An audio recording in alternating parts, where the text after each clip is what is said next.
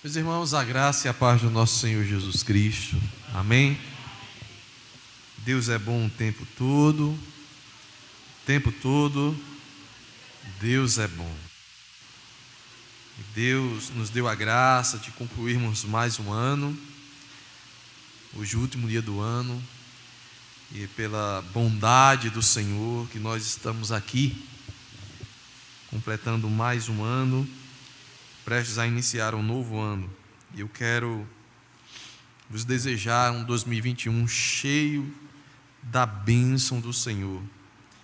Que Deus te agracie de maneira poderosa, que sua presença seja grandiosa em tua vida, abençoando todos os teus projetos, te fazendo vencer todas as adversidades, te levando a andar em lugares altos. Que Deus vos abençoe em nome do Senhor Jesus Cristo. Amém? Bem, meus irmãos, nessa noite eu trago como tema da nossa reflexão o seguinte: a verdadeira mudança não é a virada de ano. A verdadeira mudança não é a virada de ano.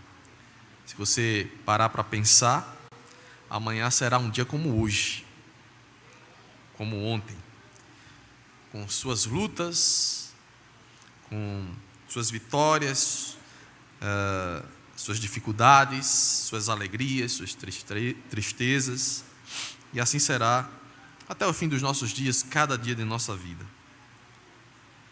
Mas nós comemoramos essa transição anual e vemos no ano vindouro um ano de maior esperança, mas a esperança não está no ano, a esperança está sempre no nosso Deus. E hoje eu queria trazer como reflexão que a virada do ano não é a verdadeira mudança. A verdadeira mudança tem que estar em nós, cada um de nós. E eu quero convidá-los a abrir em 2 Coríntios, capítulo de número 5, versículo de número 17.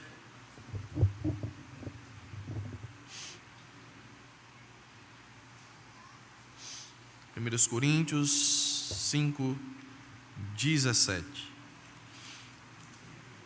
Diz a palavra do Senhor: portanto, se alguém está em Cristo, é nova criação. As coisas antigas já passaram, eis que surgiram coisas novas. Portanto, se alguém está em Cristo, é nova criação. As coisas antigas já passaram, eis que surgiram coisas novas. Feche seus olhos mais uma vez, rogamos a bênção de Deus. Pai, nós queremos rogar a Ti, Senhor, que a Tua bênção e graça esteja sobre nós neste momento, de maneira que a Tua palavra ela venha ao nosso encontro e faça segundo a Tua vontade para cada um de nós. Por isso, ó Deus, que ao ministrarmos aqui nesta noite, o Teu Espírito opere como está operando em nosso meio até aqui, produzindo em nossos corações, revelando a nós a beleza que há em Cristo e na Tua santa palavra, e nos inclinando a obedecê-la para a glória e louvor do Teu santo nome. Assim, Deus, nos ajuda a vivermos como filhos do Senhor, como herança do Senhor, como povo de Deus, em nome de Jesus. Amém.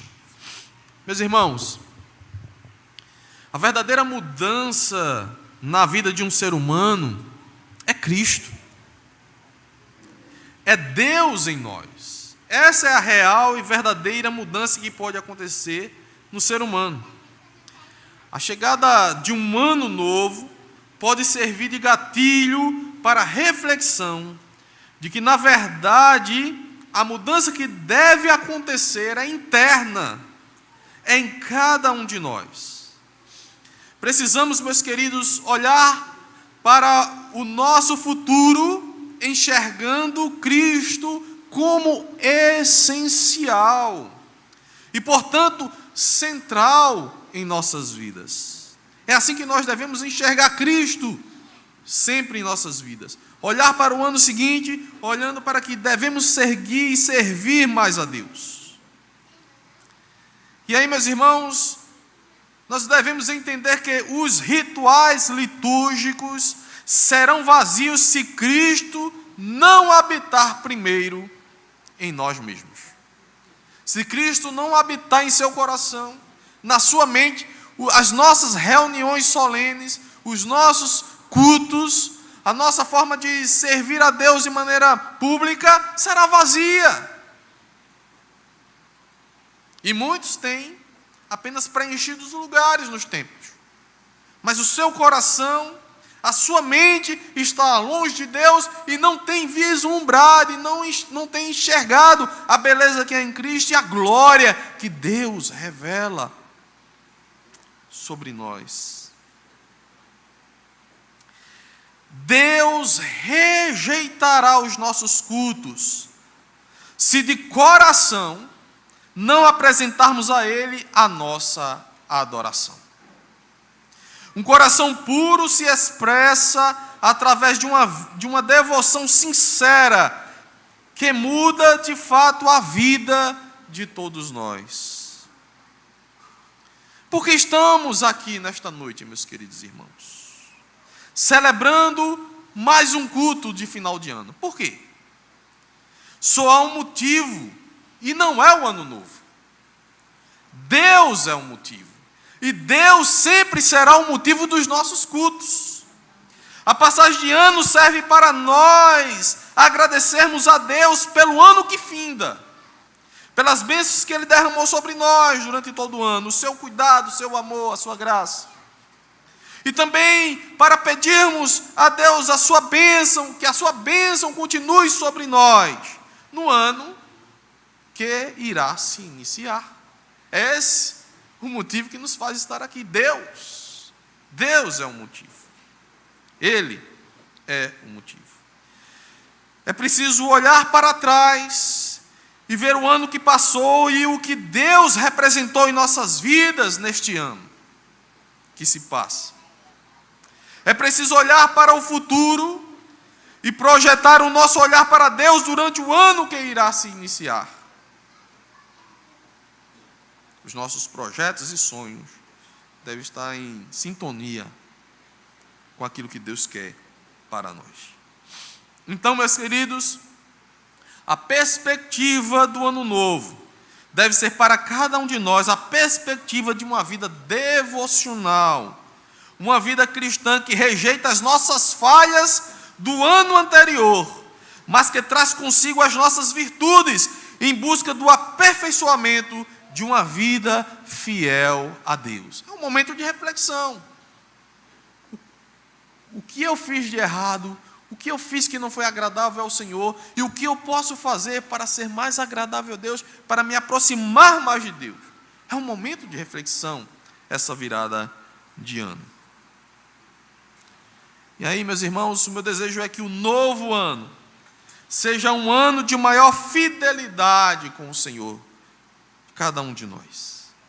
Que possamos amar mais a Deus e as pessoas ao nosso redor. Que possamos ser mais humildes. Que possamos ter mais paciência com o próximo. Que possamos dar mais do que receber. Que possamos perseverar na fé e não desistir jamais. E tantas outras coisas que poderíamos destacar aqui. Porém, meus queridos, nesta noite, prestes a mudar o ano, eu gostaria de chamá-los a fazer algumas mudanças importantes. Mudanças estas, caso já não tenha ocorrido ainda em sua vida. Se já ocorreu, dê graças a Deus e continue assim. E a primeira mudança que eu quero convidá-los a fazer, se assim ainda você não fez, é mude a religião exterior pela piedade que vem do interior. Mude a religião exterior, aquilo que os homens veem, para a piedade que Deus vê no coração do homem, pela piedade interior. Jesus nos alerta, por meio da repreensão que ele fez aos fariseus, de que estes limpavam o exterior dos copos e pratos, mas seus interiores estavam cheios de malícia. Então é preciso aprender com isso. Diz o texto que a aflição os espera, mestres da lei e fariseus, hipócritas. Tenham cuidado de limpar a parte exterior do copo e do prato, enquanto o exterior está imundo, cheio de ganância e falta de domínio próprio. Fariseus cegos, lavem primeiro o interior do copo e do prato, e o exterior também ficará limpo. Que aflição os espera, mestres da lei e fariseus hipócritas. São como túmulos pintados de branco, bonitos por fora, mas cheios de ossos e de toda espécie de impureza por dentro. Por fora parecem justos, mas por dentro seu coração está cheio de hipocrisia e maldade. Então, meus irmãos, Deus nos convida a uma vida piedosa que vem do interior, que por certo nos levará a apresentá-la no exterior, mas como um reflexo de uma mudança interna. Nós não podemos viver para apresentar aos homens uma vida piedosa. Nós devemos ser piedosos. Ser piedosos. Deus nos chama, meus irmãos, a vivermos este cristianismo, em que o nosso coração se deleita em Deus, que evita a impureza, que evita o mal, que evita a malícia, que busca a pureza, que busca a sinceridade, a verdade, com todas as nossas falhas. É por isso que as Escrituras nos mostram, meus irmãos, que o problema não é o nosso pecado, porque o nosso pecado tem perdão em Cristo. O problema é a falta de arrependimento, a hipocrisia. Lembram de quando sobe ali o fariseu e o publicano? O publicano é pecador, como é o fariseu. Mas o publicano diz: tem misericórdia de mim, ó Deus. Ele externa uma verdadeira piedade, em que com humildade busca em Deus o perdão pelas suas falhas, pelos seus erros. Nós não podemos viver da exterioridade da fé, de nos apegarmos a uma religião. Eu sou crente. Não. Nós precisamos buscar uma vida piedosa. A piedade se expressa de dentro para fora e não o contrário. O exterior é importante quando é fruto de uma verdadeira piedade. E por isso devemos ser vigilantes quanto aos nossos corações. É você que vigia o seu coração, meu irmão. É individual isso, é cada um de nós. Porque Deus olha para cada um de nós. E Ele conhece a mim e a você. Numa linguagem bíblica, guardem os seus corações. Transformem-se pela renovação da vossa mente. Revistam-se do novo homem, criado em justiça e em santidade. Essa é a linguagem bíblica para nós vivermos a verdadeira piedade. Não deixemos de nos lembrar da advertência do Senhor Jesus diante dos fariseus. Hipócritas. Isaías tinha razão quando assim profetizou a seu respeito. Este povo me honra com os lábios, mas o coração está longe de mim. Sua adoração é uma farsa, pois ensinam ideias humanas como se fossem mandamentos divinos. Está lá em Mateus 15, 7 a 9.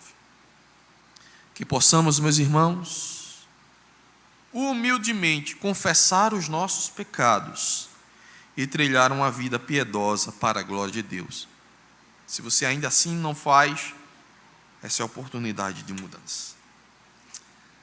A segunda coisa, meus queridos irmãos, a segunda mudança é transforme os males que te fazem, retribuindo com o bem. Ah, como é difícil isso. Transforme os males que te fazem, retribuindo com o bem.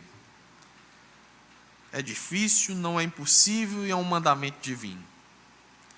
Nunca paguem o mal com o mal. Pensem sempre em fazer o que é melhor aos olhos de todos. No que depender de vocês, vivam em paz com todos. Amados, nunca se vinguem. Deixem que a ira de Deus se encarregue disso, pois assim dizem as Escrituras: a vingança cabe a mim, eu lhes darei o troco, diz o Senhor. Pelo contrário, se seu inimigo estiver com fome, dê-lhe de comer. Se estiver com sede, dê-lhe de beber. Ao fazer isso, amontoará brasas vivas sobre a cabeça dele. Não deixem que o mal os vença, mas vençam o mal praticando o bem. Romanos 12, 17 a 21. Não retribuam mal por mal, nem insulto com insulto. Ao contrário, retribuam com uma bênção. Foi para isso que vocês foram chamados, e a bênção lhes será concedida. 1 Pedro 3, 9. Essa é uma questão muito importante e muito difícil. Mas pelo Espírito de Deus, nós seremos capazes. Vejam exemplos de homens iguais a nós, mas que dependiam de Deus e que pela graça divina foram capazes de fazer isso aqui. José foi vendido como escravo por seus irmãos. Já imaginou isso, meu irmão? José foi vendido como escravo por seus irmãos. Eles o separaram dos seus pais, de sua vida familiar, e lhe trouxeram um grande mal. Com muito tempo depois, sofrido o pão que o diabo amassou, como a gente costuma dizer, por causa desse caso de ter sido vendido como escravo. O que foi que José fez quando reencontrou seus irmãos precisando de ajuda? Seus irmãos chegaram lá precisando de ajuda, se depararam com quem? Com José. José estava por cima, né? E o que foi que o José fez? Retribuiu o mal com o mal? Foi isso que José fez? Vou ler aqui o texto de Gênesis. Diz o Gênesis 42, 25. Em seguida, isso quando os irmãos chegaram lá atrás de comida, viu? Em seguida, José ordenou que os seus servos enchessem de cereais os sacos que os irmãos haviam trazido, e em segredo devolvessem o pagamento, colocando o dinheiro na boca de cada saco. Também mandou que lhes dessem mantimento para a viagem, e assim o fizeram. Eita, meus irmãos. Essa foi a atitude de José, olhando para os seus algozes, né? Os irmãos que o venderam como escravo, que quiseram o seu mal, que queria matá-lo, não matou por um fio, porque o propósito de Deus não era esse. Vamos matar esse aqui? Não chegou, não, vamos vender ele como escravo, vamos matar, não. Diante desses irmãos que fizeram isso com ele, ele não devolveu o mal com o mal. Para muitos, meus queridos, seria a hora da vingança. José estava por cima, Era hora de pisar e humilhar os irmãos que tinham lhe feito um terrível mal. Porém, José era um homem de Deus. José era um homem de Deus. Ele não agiria como um ímpio. Ele foi mudado. Ele foi transformado por Deus. E por isso não pagou o mal com o mal. Vejam também Davi, sendo perseguido por Saul, que desejava matá-lo. Quando teve a oportunidade de destruir seu inimigo, o que fez? E aí me permita ler o texto em 1 Samuel, que diz assim: depois que Saul voltou da luta contra os filisteus, foi informado de que Davi tinha ido para o deserto em Engedi. Então Saul escolheu 3.000 dos melhores soldados de todo Israel e foi à procura de Davi e seus homens perto das rochas onde viviam cabras selvagens. No lugar onde a estrada passava por alguns currais, Saul entrou numa caverna para fazer suas necessidades. Aconteceu, porém, que Davi e seus homens estavam escondidos no fundo daquela mesma caverna. É sua oportunidade, disseram os homens de Davi para ele. Hoje o Senhor lhe diz: certamente entregarei o inimigo em suas mãos, para que faça com ele o que quiser. Então, com todo cuidado, Davi se aproximou e cortou um pedaço da borda do manto de Saul. Sua consciência, porém, começou a perturbá-lo, por ter cortado a borda do manto de Saul. Por isso disse a seus homens: que o Senhor me livre de fazer tal coisa a meu senhor, ungido do Senhor, e atacar aquele que o Senhor ungiu como rei. Assim, Davi conteve seus homens e não deixou que matassem Saul. Depois que Saul deixou a caverna para seguir seu caminho, Davi saiu e gritou para ele: ó meu senhor, ó rei. E quando Saul olhou para trás, Davi se curvou com o rosto em terra. Então ele gritou para Saul: por que o Senhor dá ouvidos àqueles que dizem que eu procuro lhe fazer mal? Hoje mesmo o rei pode ver com os próprios olhos que isso não é verdade. O Senhor o entregou em minhas mãos na caverna. Alguns de meus homens me disseram que o matasse, mas eu o poupei, pois disse: jamais farei mal ao rei, pois ele é o ungido do Senhor. Veja, meu pai, o que tenho em minha mão é um pedaço da borda do seu manto. Cortei seu manto, mas não matei o rei. Isso prova que não procuro lhe fazer mal, e que não me rebelei, nem pequei contra o rei, embora esteja me perseguindo para me matar. Que o Senhor julgue entre nós dois. Talvez o Senhor castigue o rei por aquilo que procura fazer contra mim, mas eu jamais lhe farei mal. Como diz o antigo provérbio, de pessoas perversas vêm atos perversos. Davi não era um homem perverso mesmo. Por isso o rei pode estar certo de que eu jamais lhe farei mal. Afinal de contas, a quem o rei de Israel procura capturar? A quem persegue? A um cão morto? A uma pulga? Que o Senhor julgue entre nós dois e mostre quem está certo. Que Ele seja meu defensor e me livre de suas mãos. Quando Davi terminou de falar, Saul respondeu. E vejam as palavras de Saul, viu, meus irmãos? Você é mais justo que eu, pois me pagou o mal com o bem. Sim, você foi extremamente bondoso comigo, pois o Senhor me entregou em suas mãos, mas você não me matou. Quem mais deixaria seu inimigo escapar quando tinha em suas mãos? Que o Senhor o recompense com o bem pela bondade que mostrou por mim hoje. Agora vejo que certamente você será rei, e que o reino de Israel prosperará sobre o seu governo. Jure-me pelo Senhor que quando isso acontecer, você não eliminará minha família, nem destruirá meus descendentes. Então Davi fez a Saul esse juramento.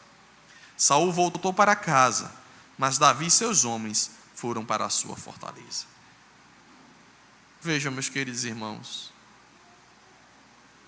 que Davi não devolveu o mal com o mal diante de Saul. Saul queria matá-lo, e ele teve a oportunidade de matar o rei Saul, e não o fez.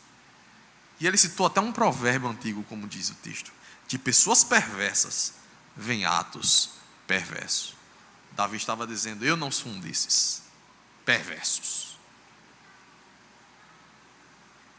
Eu sou de Deus. Então, meus queridos, não se espera uma virtude perversa de um servo de Deus. Não pague o mal com o mal, pois você não é perverso. Terceiro e último lugar. Mude o medo desesperador e que aprisiona por uma fé esperançosa que liberta. Em Cristo, meus irmãos, não temos o que temer. Ele é o nosso sábado, é o nosso sabá, Ele é o nosso descanso eterno. Na mitologia grega, havia um ser chamado Medusa, uma górgona monstruosa que transformava em pedra todos os que olhassem para ela. Há outras variantes que mostram que Medusa era uma sacerdotisa que foi amaldiçoada por Atena porque cuidava do templo de Atena, mas esse é um mito mais antigo. Esse mito, meus queridos irmãos, da Medusa que transforma os homens em pedra por temor, né? Esse mito nos ensina que quando fixamos os nossos olhos e pensamentos em algo horrível, amedrontador, a tendência é a paralisia pelo medo. Se transformavam em pedras. Porque o terror paralisa o homem. O medo captura a sua alma. Lhe finca no chão. Não lhe dá ousadia nem coragem para fazer nada. O medo paralisante aprisiona e pode destruir a sua vida. Deus sabe que nós somos medrosos. Deus sabe que nós somos frágeis e muitas vezes covardes. Deus sabe muito bem disso. E é por isso que Ele nos lembra que está conosco, que Ele nos fortalece, que cuida de nós e nos protege. E fala isso diversas vezes na Bíblia, porque Ele sabe da nossa estrutura. Veja o que diz a palavra de Deus: não temas. Se a gente é medroso, né? Deus diz: não tema, meu amigo. Eu sou contigo. Não te assombres, porque eu sou o teu Deus. Eu te esforço e te ajudo e te sustento com a destra da minha justiça. Olha o que o salmista diz: mesmo quando eu andar pelo escuro vale da morte, não terei medo, pois tu estás ao meu lado, tua vara e teu cajado me protegem. 1 Pedro 5,7 diz: lançando sobre ele toda a vossa ansiedade, porque ele tem cuidado de vós. E existem inúmeros textos que falam conosco, porque nós somos covardes muitas vezes, nós somos medrosos, e o medo pode nos paralisar. O medo pode nos fazer perecer e perder na batalha. Imagine um soldado indo para a guerra com medo da batalha. Vai se acabar. O exemplo que eu poderia ilustrar aqui, além dos exemplos bíblicos, também tocando para a mitologia grega, era dos heróis gregos, né? Que via na morte e na batalha um motivo de honra. Então eles não tinham medo da morte e iriam para a batalha, e por isso que eram guerreiros fortes, porque eles não tinham medo de enfrentar aquilo. O medo traz a destruição mais fácil, muito mais fácil. Esses e outros textos nos chamam a fé, meus irmãos, e confiança para não temer, e sim para termos coragem de enfrentar os desafios e dificuldades que a vida nos impõe. Porque a vida nos impõe dificuldades e desafios. Levantemo-nos, pois somos soldados chamados para lutar e vencer. Diz Abacuque: o Senhor soberano é minha força. Ele torna meus pés firmes como os da corça, para que eu possa andar em lugares altos. Para vencermos obstáculos cada vez mais difíceis, é preciso confiar no Senhor e lutar, meus irmãos. Saiba que o Senhor dos senhores está contigo, e tua fé em Deus te levará a andar em lugares altos, a conquistar tudo aquilo que Ele já reservou para ti. Então, meus queridos, acredite que as dificuldades serão vencidas pela fé em Deus. Deus nos chama a confiarmos nele e a avançarmos na caminhada. Não fraqueje diante do medo e da ansiedade. Não fraqueje. Deus está conosco. Repita para si mesmo o que disse o salmista, que foi cantado aqui nessa noite. Aquele que habita no abrigo do Altíssimo encontrará descanso à sombra do Onipotente. Isto eu declaro a respeito do Senhor. Ele é meu refúgio, meu lugar seguro. Ele é meu Deus e nele confio. Viva, meus queridos irmãos, viva a sua vida olhando para Deus, viva em paz. Mais uma vez, diga como o salmista: em paz me deitarei e dormirei, pois somente tu, Senhor, me guardas em segurança. Somente tu, Senhor, só o Senhor nos guarda em segurança. E eu quero concluir dizendo: este novo ano é tempo de vida renovada no Espírito. Desde que o Espírito Santo trabalhe transformando sua vida dia após dia para a glória de Deus. Que o nosso propósito neste novo ano seja mudar cada vez mais a nós mesmos, mudar nossa vida espiritual para uma vida autêntica, causada pela mudança interior e não apenas de uma aparência exterior.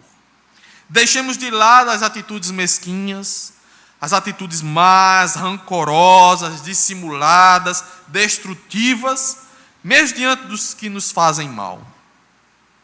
Não devolva nenhum mal, antes, amai a vossos inimigos, bendizei o que vos maldizem, fazei bem aos que vos odeiam, e orai pelos que vos maltratam e vos perseguem, para que sejais filhos do vosso Pai que está nos céus. Mateus 5, 43 e 44. Que mudemos de uma vida desesperançada pelo medo, por uma vida cheia de esperança e paz, depositando confiança em Deus, que protege, auxilia, cuida e sustenta o seu povo. Coloque os seus temores aos pés do Senhor por meio da oração e descanse nele. Não estejais inquietos por coisa alguma. Antes, as vossas petições sejam em tudo conhecidas diante de Deus. pela oração e súplicas, com ação de graças. E a paz de Deus, que excede todo o entendimento, guardará os vossos corações e os vossos sentimentos em Cristo Jesus. Filipenses 4, 6 a 7. Que Deus nos dê um ano novo de maior comunhão com Ele e grande prosperidade espiritual, para que possamos viver sua plenitude de bênçãos aqui na terra. Que o poder do Espírito Santo faça com que essas três coisas, piedade, fé e amor, prevaleçam em nossas vidas. Amém, meus queridos? Que Deus nos abençoe em nome de Jesus.